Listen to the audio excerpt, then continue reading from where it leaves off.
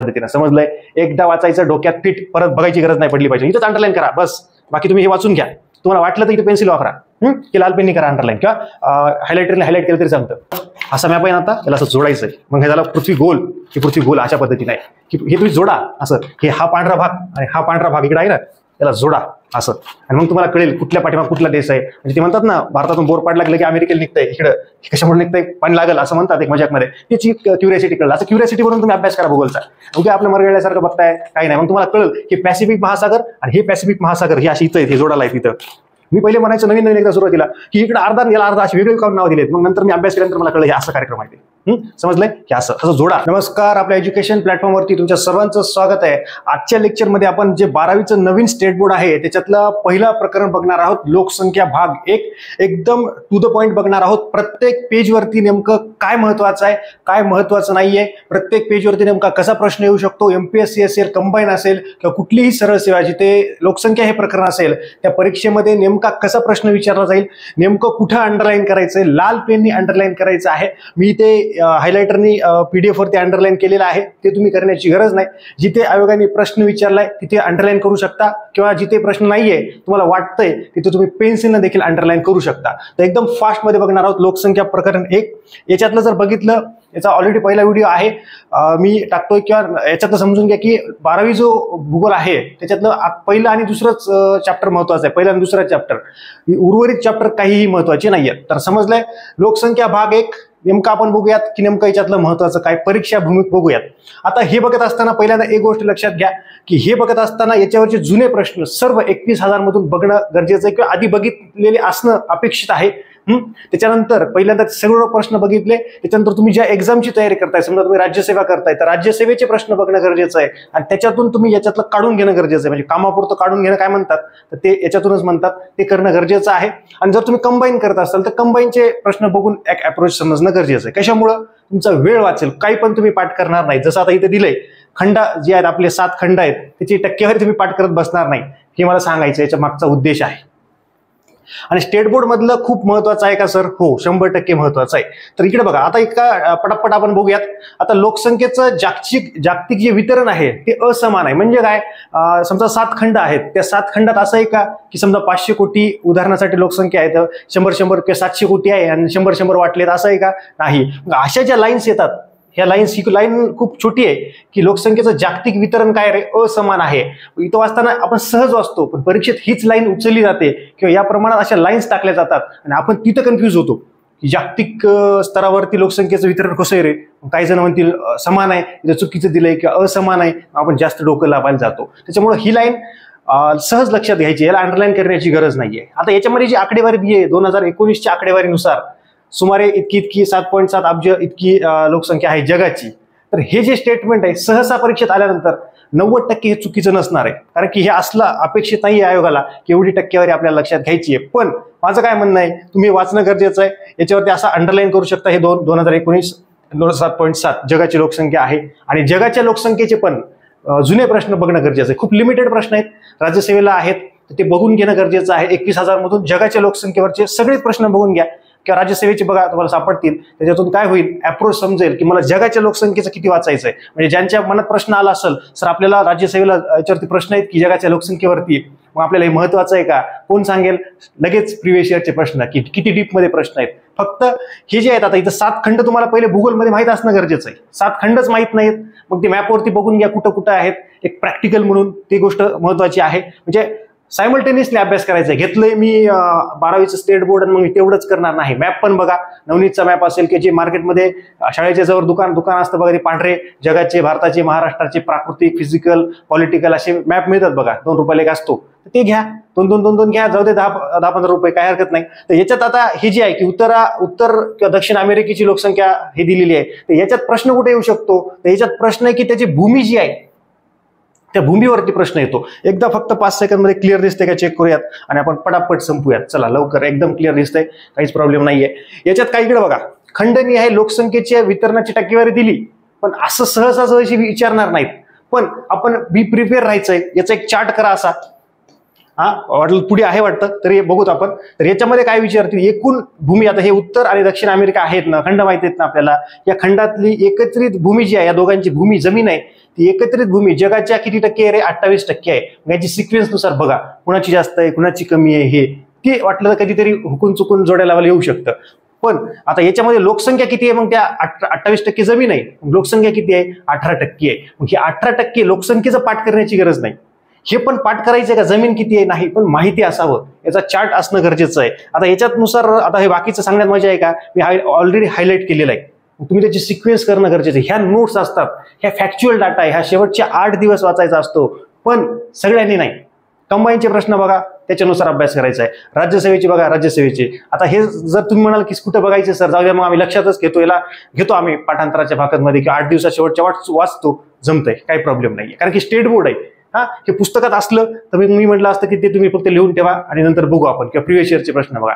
State board मधलं खूप महत्वाचं आहे. आता हे खंड तुम्हाला माहिती आहेत, आशिया खंड, युरोप खंड, आफ्रिका, ऑस्ट्रेलिया, भूमीबद्दल आणि याच्याबद्दल. चला खाली चार्ट आहे का एकदा बघतो. हे पहिलं पेज झालं. इकडे दिलं बघा खंड अंतर्गत आणि जमिनीचं दिलं बघा, ही टक्केवारी कुणाची जास्त हे कळून जातं. ऑलरेडी मी याला हायलाइट केलंय आणि लोकसंख्येबाबत दिलंय. याच्यावरती प्रश्न विचारतील का, तर असा प्रश्न विचारला जाऊ शकतो की सर्वात जास्त लोकसंख्या कुठल्या खंडात आहे, मग असं तुम्ही लगेच करा बघा, त्या पद्धतीने लक्षात घ्या, आशिया खंडात आहे ती. मग त्याच्यानंतर सिक्वेन्स लावा, असं येऊ शकतं. मला काय सांगायचंय त्याच्यामुळे तुम्ही ही डायग्राम बघा. 12वीचं PDF आपल्या टेलिग्राम चॅनलला किंवा फ्री मटेरियलमध्ये पण उपलब्ध आहे. पटापट बघायचं, एकदम खतरनाक पद्धतीने अभ्यास करायचा. एकदा लेक्चर बघितल्यानंतर मी सहसा दुसऱ्याला सेकंड टाइमला लेक्चर बघायचीच गरज पडू देत नाही, इतक्या खतरनाक पद्धतीने सांगत असतो. समजलं का रे, समजलं तुम्हाला? तर ह्या पद्धतीने आहे. चला पहिल्या पेजवरती झालं सर, एकच सेकंद. ओके, आता याच्यामध्ये काय सांगितलंय की यांनी दिलंय बघा, इकडे प्रश्न आहे बघा, पहिल्या पेजवरती प्रश्न येईल का सर MPSCला, त्या खंडांवरती जमिनीवरती येऊ शकतो, किती कुठल्या खंडात किती आहे, लोकसंख्येच्या वरती पण एखाद्या वेळेस एक्स्ट्रीम लेवलला येऊ शकतो. पण येऊन गेलेला प्रश्न इथं आहे, लोकसंख्येच्या घनतेचा फॉर्म्युला हे येऊन गेलेला आहे. लोकसंख्येची घनता आता राज्याची, भारताची असं विचारलेलं आहे. पण हे बघा की एकूण लोकसंख्या जी आहे आपली, आता 2011 नुसार, 2001 नुसार, 2021ला जेव्हा होईल त्याच्यावरती मग मात्र हे लोकसंख्या टॉपिक 100% येणार. पण 2021ची जेव्हा येईल तेव्हा येईल, तुमचं काम आहे 2011ची पहिले नीट करा आणि 2001 वरती जे प्रश्न आलेत तेवढे करा, तेवढंच करा. 2001च्या मागे जास्त लागू नका, पण 2011ची चांगली करा. भले उद्या 2021ची जनगणना होईल, ती जाहीर होईल, वेळ लागेल, तोपर्यंत इथेच प्रश्न विचारले जातील 2011 वरती, आणि 21 वरती नंतर आल्यानंतर विचारतील, ते पुस्तक मग ऍड करतील, सगळं करतील लोक. तुमचं काम इथंच आहे. आणि भले तुम्ही 2021 कराल, मग 2021 आल्यावर 11 नाही करायची का, करावंच लागणार आहे. तेव्हा प्रश्न येतील, तेव्हा मी तुम्हाला आठवेल की सरांनी आधीच सांगितलं होतं 2011ची जनगणना नीट करा. समजलं? याच्यावरती हे आहे की एकूण लोकसंख्या उताडा किती आहे आपल्या इथं, किती कोटीत आहे ते, आणि आपलं एकूण क्षेत्रफळ किती आहे, त्याला काढलं की त्याची घनता येत असते. मग या खंडांची पण दिलेली आहे, म्हणजे टक्केवारी दिलेली आहे, ही गोष्ट लक्षात घ्या. पण इथून लोकसंख्या जी संख्यांमध्ये आहे आणि हे चौरस किलोमीटरमध्ये आहे, एवढं लक्षात ठेवा. ह्या फॉर्म्युला पाठ करा, हे परीक्षेला खूप वेळा विचारलेलं आहे. आता याला क्रक्स दिलाय, काय दिलाय की जागतिक भूमी आणि लोकसंख्येचं जे वितरण आहे ते फक्त संख्येवरून स्पष्ट होत आहे असं नाही, तर काय, तर एका विशिष्ट क्षेत्रफळात किती लोक राहतात याद्वारे काय लोकसंख्येचे वितरण आपल्याला समजून घ्यायचं आहे. आणि या लोकसंख्येच्या वितरणालाच लोकसंख्येची घनता असं म्हणतात. हे अशा शब्दात विचारलं जाऊ शकतं किंवा असं देखील या फॉर्मॅटमध्ये पण, सूत्राच्या फॉर्म्युल्यात पण MPSCला प्रश्न विचारलेले आहे. सोपा सरळ मार्ग आहे. ह्या पेजवरती मला तर हा तर प्रश्न येऊन गेलेला आहे. लोकसंख्येची घनतेचा डेफिनेशन आहे, आणि याच्या पुढचं काय रे, पुढचं आहे की हे जे टक्केवारी आहे, हा जो चार्ट आहे, हा वरचा चार्ट आहे, तो चार्ट बघून आपल्याला एक त्याचा सिक्वेन्स लावायचा आहे. जमिनी कोणाला जास्त जमिनी आहेत ते चढता क्रम उतरता क्रम, याचा चढता क्रम उतरता क्रम, आणि हे मॅप मधून बघणं गरजेचं आहे. हे बेसिक आहे. जे बघणार नाहीत ना 7 खंड त्याच्या भूमीनुसार लावणार नाही, ज्यांना मॅपवरती बघत नाहीत, समजा 2 महिन्याचा तुमचा अभ्यास आहे, 2 महिन्यानंतर तुम्हाला कोरा मॅप दिल्यानंतर सांगता यायला पाहिजे कुठले खंड कुठे आहेत, उत्तर अमेरिका, दक्षिण अमेरिका, ऑस्ट्रेलिया, युरोप, दक्षिण अमेरिका, आपला आशिया कुठे आहे हे बघणं गरजेचं आहे जगाच्या भूगोलवरती. समजलंय? एकदम क्लिअर झालेलं आहे. चल पहिलं पेज झालंय, पहिल्या पेजवरती एकदम क्लिअर झालेलं आलं बघा, हे मॅप आलेला आहे. या मॅपवरती आपल्याला मी हायलाइट पण केलेला आहे, आणि हा मॅप तुम्हाला घ्यायचा आहे, हा ब्लँक घ्या. याच्यावरती इकडे बघा, आता कुठे रे, हा आशिया आहे, हा भारत आहे बघा, हा भारत. हे हिंदी महासागर आहे, हे महासागर बघणं गरजेचं आहे. हा दक्षिण महासागर आहे, आणि हा जो आहे इकडे, आता बऱ्याच जणांना कळत नाही हा मॅप असा कसा आहे, तुम्हाला दाखवतो. इकडे बघा, मॅप नाहीये माझ्याकडे, पण इकडे बघा. आता हे समजा मॅप आहे, हा असा आहे, असा जोडायचा आहे आपल्याला तो. म्हणजे ही पृथ्वी आहे अशी अशी अशी. समजलंय? हे असा मॅप आहे ना, आता याला असं जोडायचं आहे. मग हे झालं पृथ्वी गोल, ही पृथ्वी गोल अशा पद्धतीने आहे. हे तुम्ही जोडा असं, हे हा पांढरा भाग आणि हा पांढरा भाग इकडे आहे ना, याला जोडा असं, आणि मग तुम्हाला कळेल कुठल्या पाठीमाग कुठला देश आहे. म्हणजे ते म्हणतात ना, भारतातून बोर पाड लागलं की अमेरिकेला निघतंय, इकडं कशामुळे निघतंय, पाणी लागल असं म्हणतात एक मजाकमध्ये. त्याची क्युरियोसिटी कळलं. असं क्युरियोसिटी बनवून तुम्ही अभ्यास करा भूगोलचा. उद्या आपलं मरगळल्यासारखं बघताय काही नाही, मग तुम्हाला कळलं की पॅसिफिक महासागर आणि हे पॅसिफिक महासागर हे असे इथं आहेत, हे जोडाला आहेत इथं. मी पहिले म्हणायचं नवीन एकदा सुरुवातीला की इकडे अर्धा याला अर्धा अशी वेगळी काढून नावं दिलेत. मग नंतर मी अभ्यास केल्यानंतर मला कळलं हे असं कार्यक्रम आहे ते. समजलंय की असं जोडा, मग तुम्ही अभ्यास कराल. बरेच जणांना नवीन असतील त्यांना भारी वाटत असेल. जे नवीन असतील, जुने असतील त्यांना भारी वाटत असेल. एकदा क्लिअर दिसतंय का मॅप बघूयात. चला, एकदम क्लिअर आहे. समजलं रे?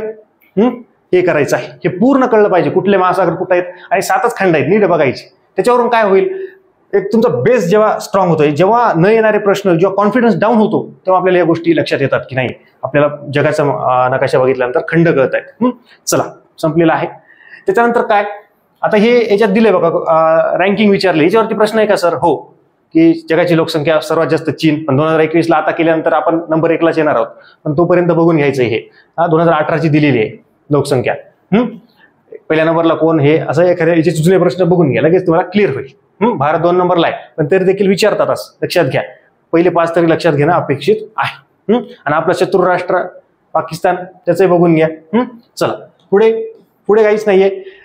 हे इकडे दिलंय बघा, याच्यामध्ये काय दिलंय, याच्यामध्ये काही गोष्टी दिलेल्या आहेत. जागतिक लोकसंख्येच्या वितरणाची व प्राकृतिक रचनेबाबत तुलना केली असता काही गोष्टी लक्षात आलेल्या आहेत. आता ह्या गोष्टी सहज आहेत, सोप्या आहेत. काय आहेत की प्राकृतिक रचना आणि लोकसंख्येचं वितरण याचा अभ्यास केल्यानंतर काही गोष्टी त्यांना आढळल्यात. मग असा डायरेक्ट प्रश्न येतात कधी कधी लाईन्सवरती. कसं, एकच लाईन घेऊ आपण, बाकीचं वाटलं बघण्याची गरज नाही. काय, इकडे बघा, पर्वतीय प्रदेशांमध्ये ही लोकसंख्या कमी आढळते. आता जिथं जिथं मोठे मोठे पर्वत आहेत तिथं काय अशी घनदाट अशी लोकसंख्या असेल का रे?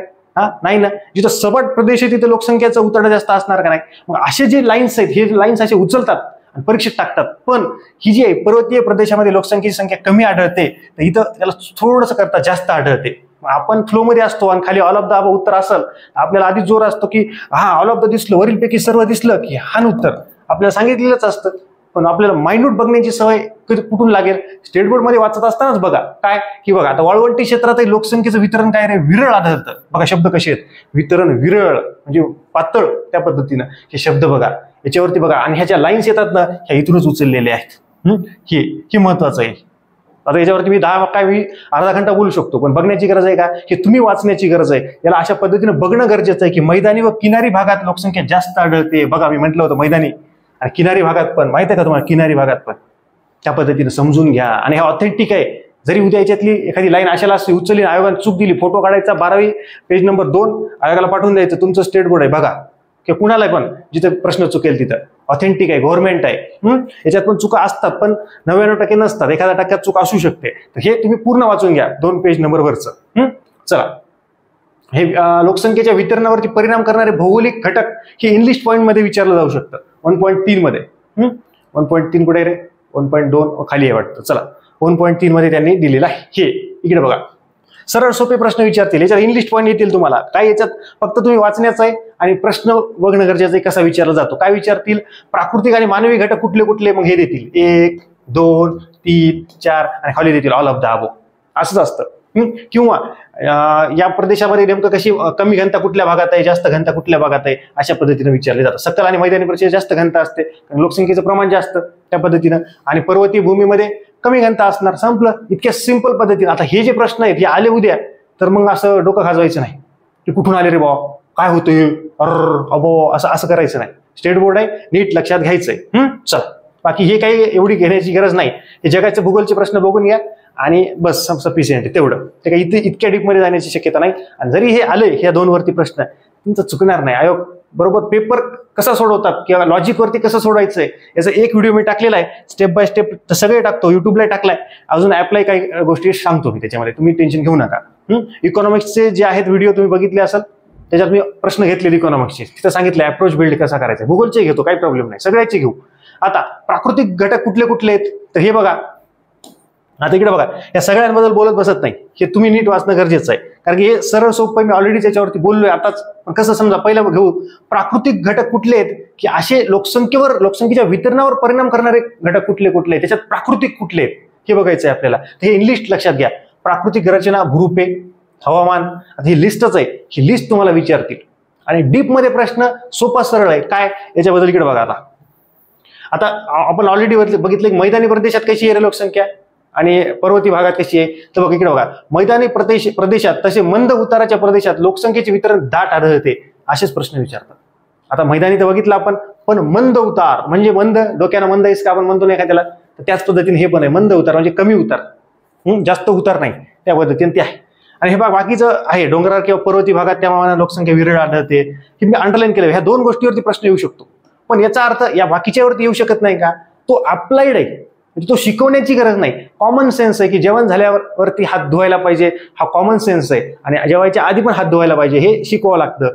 हे जेवायच्या आधीच आहे. जेवण झाल्यावर सगळे धुणार ना, घाण दिसत आहेत ना त्याला, पण जेवायच्या आधी धुतले पाहिजे हात, म्हणजे हे जेवायच्या आधीचे हात धुणं आहे. हे जेवायच्या नंतरच हे तुम्ही करून टाका, त्या पद्धतीनं. समजलंय? एकदा वाचायचं, डोक्यात फिट, परत बघायची गरज नाही पडली पाहिजे. इथंच अंडरलाईन करा बस, बाकी तुम्ही हे वाचून घ्या. तुम्हाला वाटलं तर इथे पेन्सिल वापरा, की लाल पेननी करा अंडरलाईन, किंवा हायलायटरने हायलाइट केलं तरी जमतं. चला बघा, इथं कुठं कमी असते, काय असते. पठारी आणि पर्वती प्रदेशापेक्षा किनारी आणि मैदानी भागात ते कंपॅरिझन करतात बघा, कंपॅरिझन करायला. म्हणजे किनारी भागात कुठं कशी काय, त्या पद्धतीने. चला, किनारी आणि मैदानी भागात इकडे बघा, हा शब्द किनारी, हा शब्द तुम्हाला कार्यक्रम करू शकतो. इथं क्वेश्चन करा, किनारी हा शब्द तुम्हाला वाटतं किनाऱ्यावरती कमी असेल, नाही. किनारी आणि मैदानी भागात.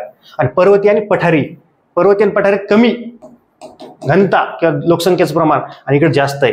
हवामानाबाबत प्रतिकूल, अनुकूल हे शब्दांचं बघा, त्याबाबत देखील आहे. कुठं कमी असते काय, जिथं हे लक्षात घ्या, जिथं आरती पर्जन्य, जिथं जास्त पाऊस पडतो तिथं मानवी वस्ती कमी असते, अनुकूल नसतात ते. अनुकूल म्हणजे काय, पॉझिटिव्ह, आणि प्रतिकूल म्हणजे निगेटिव्ह. ही गोष्ट महत्वाची आहे. समजा तुम्ही एखाद्या मुलीला प्रपोज केला, किंवा मुलीने तुम्हाला प्रपोज केला, तर तुम्ही तिच्याबाबत अनुकूल आहात म्हणजे तुम्ही येस म्हणत आहात. तुम्ही तिच्याबाबत प्रतिकूल आहात, तुम्ही नो म्हणत आहात. उलट मुलीने पण तसं म्हटलं, तुम्ही मुलीला केलं, ती तुमच्याबाबत अनुकूल आहे म्हणजे येस म्हणत आहे, पण ती तुमच्याबाबत प्रतिकूल आहे म्हणजे ती निगेटिव्ह आहे, रिजेक्ट करत आहे. स्पष्ट पद्धतीनं, सोपं. हे शब्द बऱ्याच जणांना कळत नाहीत. प्रतिकूल, अनुकूल, विरळ, समान, असमान. मग ते परीक्षेत तिथं कार्यक्रमच होऊन जाते. मग परीक्षेची वाट बघायची काय, तेव्हा कळलं, आताच बघायचं स्टेट बोर्ड वाचत असताना. चल, समजलंय? तर हे झालं, हे दोन मुद्दे आहेत प्राकृतिक. त्याच्यानंतर काय, पाण्याची उपलब्धता. आता जिथं पाणी असेल तिथं जातील ना, वाळवंटात लई उताडा राहील का, कसं राहील रे, जास्त उताडा कसा राहील वाळवंटात, कमी लोक राहतील तिथले. जे बांधव राहत आहेत ते कमी बांधव आहेत तिथं. पण आपल्या इकडचं सोडल्यावर तिकडे राहील का ते म्हणे इथं मला आधीच आंघोळ करत नाही, पण मी आधीच 2-4 बकेट पाणी सांडवतो उगीच. 8-8 दिवस झाला आंघोळ नाही करत, सेंट मारतात, पण पाणी सांडवतात. त्या पद्धतीने पाण्याची उपलब्धता आहे. तर याच्यात काय रे, हे प्रश्न येऊ शकतो. इथे मी अंडरलाईन केलाय. नद्यांचे खोरे असतील, किनारी प्रदेश असतील, मैदानी प्रदेश असतील, हे भाग लोकसंख्येच्या यानं जास्त व्यापलेले आहेत. दाट लोकसंख्या असते तिथं, बम उताडा असतंय. इथं उदाहरण पण दिलेत. नाईल नदीचं खोरं आहे, किंवा भारताचा किनारी प्रदेश आहे, किंवा त्याशिवाय अजून भरपूर आहे, त्यांनी ते उदाहरण दिलेले आहे ते. चल, ही गोष्ट समजलेली आहे. पण आपल्याला की पॉइंट्स पण लक्षात ठेवायचे आहेत. मृदा जमिनीच्या वरती पण डिपेंड असतं, की जे किती उताडा तिथं राहणार आहे, त्या पद्धतीनं आहे. चला पटापट घेऊयात आपण आता. चला, आता मानवी घटक, तिथं प्राकृतिक घटक झाले, पण मानवी घटक कुठे, शेती जिथं असेल तिथे जास्त राहतात. शेतीत नसेल तर शेतकरी कशाला जातील तिथं, म्हणजे लोकसंख्येचं प्रमाण कमी असेल. खाणकाम तिथं असेल तर काम भेटतं ना त्यांना, त्या पद्धतीने खाणकाम असेल तर लोकसंख्येचं प्रमाण वाढतं. आता याच्याबद्दल एक्सप्लेन करत नाही, खूप मोठा व्हिडिओ होईल, मला दुसऱ्या चॅप्टरवरती व्हिडिओ टाकायचा, त्यामुळे वाचायचं आहे. पण हे तुम्हाला की पॉईंट्स लक्षात घ्या, मानवी घटक कुठले कुठले आहेत ते. बाकी ते चिल्लर आहे, 99% जनता येऊन जातं, काही त्याच्यात सांगण्याची गरज नाही. परत एकदा मॅप आला बघा. आता हे मॅप त्याने इतक्या वेळा दिला आहे, याचा अर्थ आपल्याला माहिती पाहिजे ना त्याच्याबद्दल. म्हणजे 12वीच्या स्टेट बोर्डमध्ये त्यांनी मॅप दिला आहे, तर आपल्याला हे खंड माहित पाहिजे. उत्तर अमेरिका वरी आहे, दक्षिण खाली आहे. इकडे पॅसिफिक महासागर आहे, तो जोडला, असा पेज आता दाखवलं होतं मी, तो जोडायचा आहे. अटलांटिक महासागर इथं आहे, हिंदी महासागर इथं आहे, खाली दक्षिण महासागर आहे, अंटार्क्टिका इथं आहे, आर्टिक महासागर इथं आहे. थोडंसं बघा, इंटरेस्टिंग पद्धतीने अभ्यास करा. लगेच हे बघत असताना जगाचे प्रश्न वाचून घ्या राज्यसेवेसाठी, संपून जाईल. जगाचं छोटं आहे, सरळ आहे. जगाच्या याच्यावरती ऑलरेडी युट्यूबला व्हिडिओ टाकलेला आहे, त्याच्यामध्ये त्याच्यावरती घेतोय मी एक्सप्लेनेशन वगैरे, तर हे करून घ्या. आता बघा, अशी जर लाईन दिली की खनिजांमुळे हे प्रदेश दाट किंवा खनिज खाणकाम जिथं असतं ते प्रदेश लोकसंख्येने दाट असतात, दाट लोकसंख्या तिथे असते. आता लॉजिक लागेल का एकच वाक्य दिल्यावर, हे वाचलं नसलं तर, मग हे पूर्ण खाणकामाबद्दल कसं काय, तिथं कामगार लागतात वगैरे वगैरे वगैरे सगळ्या गोष्टी आहेत, त्याच्यावरून हे स्टेटमेंट बनतं. म्हणजे असे स्टेटमेंट जे परीक्षेत डायरेक्ट दिसतात आपल्याला क्वेश्चनमध्ये, आपल्याला तिथं घाम येतो आणि मग आपण त्याला चुकीचं करतो. पण नाही, हे बघा हे महत्वाचं आहे. चला समजलंय एकदम खतरनाक पद्धतीनं. चला हे काही मॅप्स दिलेत, ते मॅप देखील बघून घ्या. आणि तुम्ही देखील मॅप बघा तुमच्या मोबाईलवरून पण नेमकं कसं दिसतंय काय. वाहतूक पण एक प्रश्न आहे, वाहतुकीबाबत पण एकदा वाचून घ्या. जनरल कन्सेप्ट समजून घेतली पाहिजे, जास्त डिटेल पद्धतीने प्रश्न येत नाहीत त्याच्यावरती.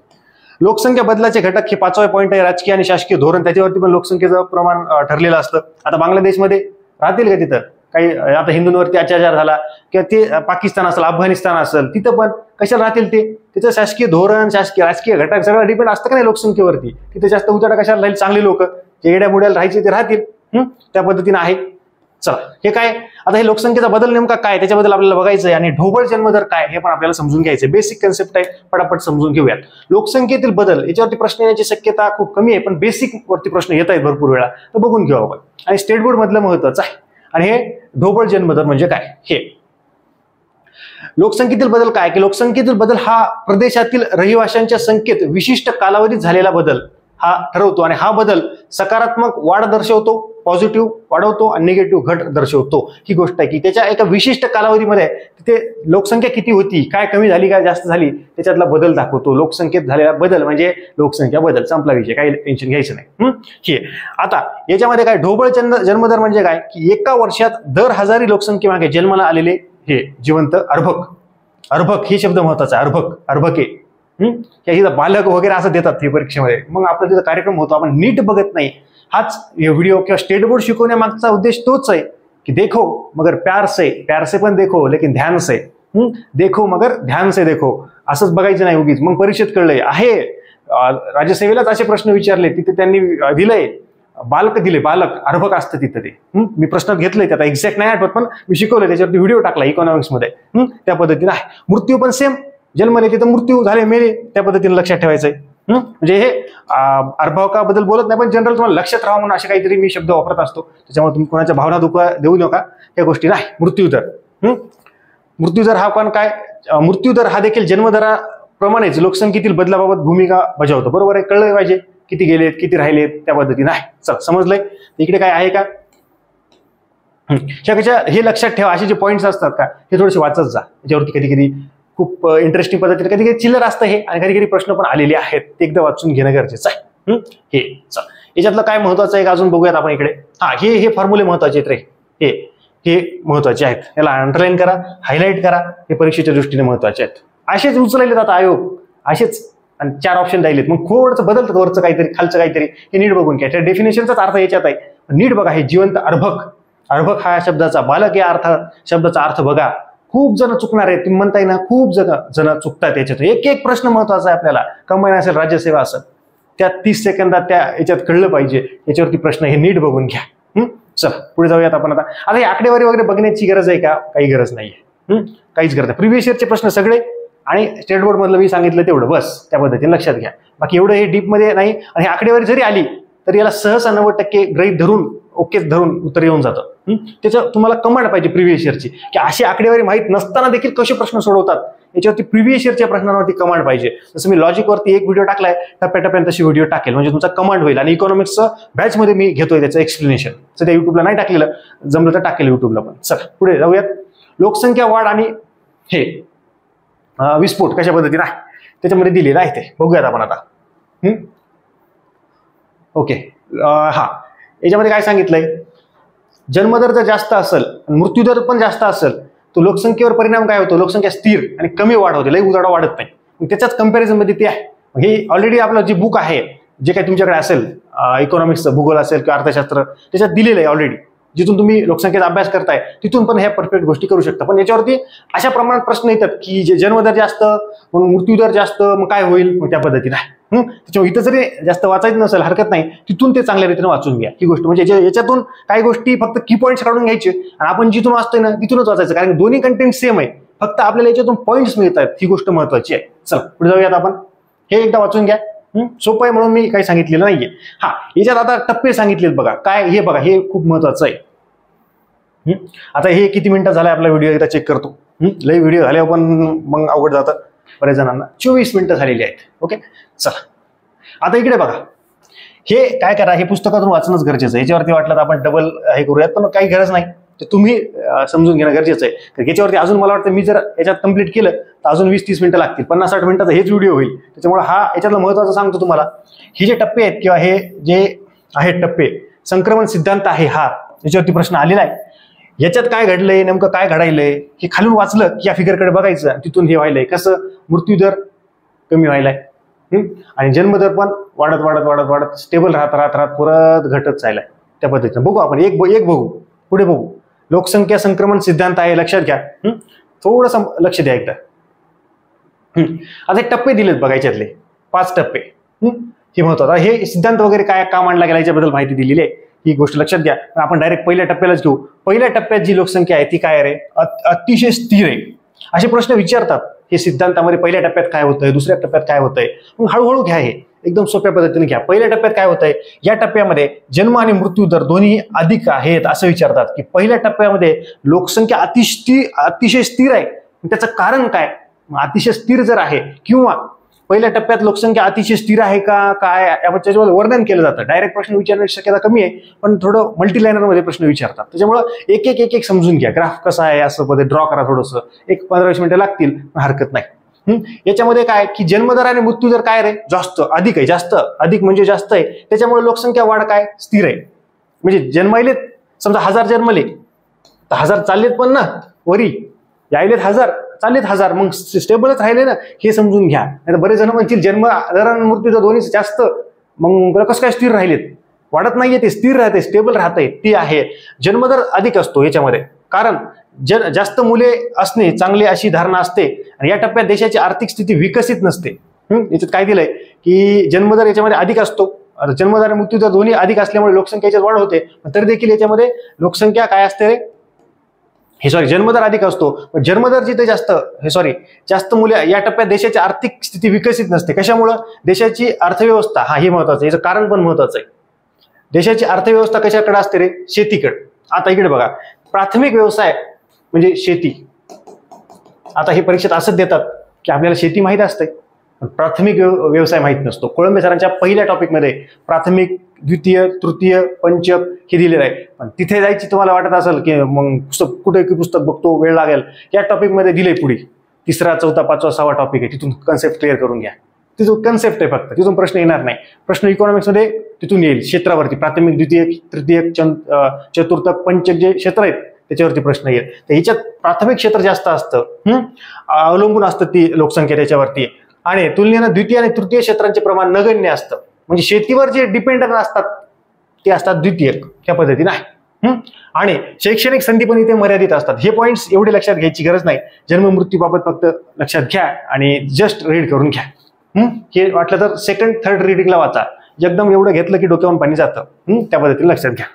मग याच्यात काय की शैक्षणिक संधी पण असतात, कमी असतात, मर्यादित असतात, प्रजनन दर अधिक असतो, कुटुंब मोठी असतात. एवढं हे आता लय व्हायला हे थोडंसं नंतर वाचा, पहिल्यांदा तेवढं लक्षात घ्या. चला आता हे दुसरा टप्पा काय की आरंभीच्या काळात विस्तारणारा. आता हे टप्पे आपल्याला वाचून घेणं गरजेचं आहे. हे वाटलं तर 2nd नंतर करा. हे आधी जेवढं समजते तेवढं घ्या, नंतर दुसरं स्टेट बोर्ड, हे दुसरा चॅप्टर याच्यातला वाचून घ्या. मग नंतर परत याच्यावरती स्पेशल ज्यावेळी तुमचा खूप मूड आहे त्यावेळेस याच्यावरती येऊ शकता. समजलंय? 9 पेज नंबरवरचा आपण घेतलेला आहे. चला पुढे काय, तिसरं काय, नंतरच्या काळात विस्तारणारा. हे क्यू पॉईंट्स फक्त लक्षात घ्या, बाकी एवढं जास्त टेन्शन घेऊ नका पहिल्या वेळेस, फर्स्ट रीडिंगला. चला त्याच्यानंतर 4थ्या टप्प्यात कमी बदल दर्शवणारा. हे टप्पे लक्षात घ्यायचे. आणि 5व्या टप्प्यात काय, ऋणात्मक वाढीचा. 5व्या टप्प्यात वाढतच नाही, ती ऋणात्मक गेली. चार्ट दाखवतोय आपल्याला आता, चार्ट, त्या पद्धतीने लक्षात घ्या. ही गोष्ट आहे. बाकीचे एक्झाम्पल वगैरे विचारण्याची शक्यता कमी आहे. विकसित देश आणि विकसनशील देश ही बेसिक तुमच्या क्लिअर नसतील तर ते पण समजून घ्या. चला लोकसंख्येची रचना काय हे लक्षात ठेवा. हे वाचा, मी सांगत असतो, हे थोडंसं वाचून घ्या. बेसिक कन्सेप्ट इथून क्लिअर होतात.